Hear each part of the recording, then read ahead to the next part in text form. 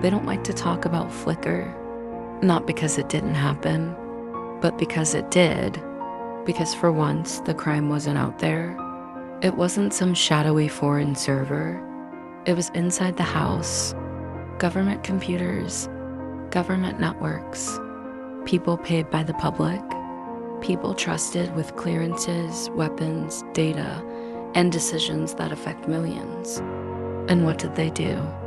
They used our systems, the ones built with taxpayer money, the ones wrapped in flags and oaths, to access the worst possible material imaginable.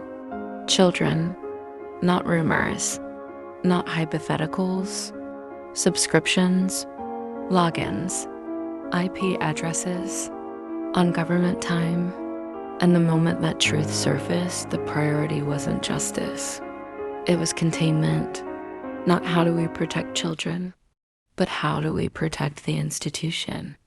So they fragmented it, buried it in referrals, redacted it into oblivion, let some cases die quietly, let others end in administrative action, as if this was a parking violation and not a moral emergency. Because the real fear wasn't the crime. The real fear was exposure. Because once you admit that people inside the system, with clearances, access, authority, are compromised at that level, you have to admit something far worse. That national security doesn't just come from foreign enemies. Sometimes it rots from within. And here's the part they really don't want said out loud. Anyone involved in that kind of crime is instantly blackmailable, instantly controllable, instantly vulnerable to coercion. That's not just criminal, that's an insider threat. So no, this wasn't just about abuse.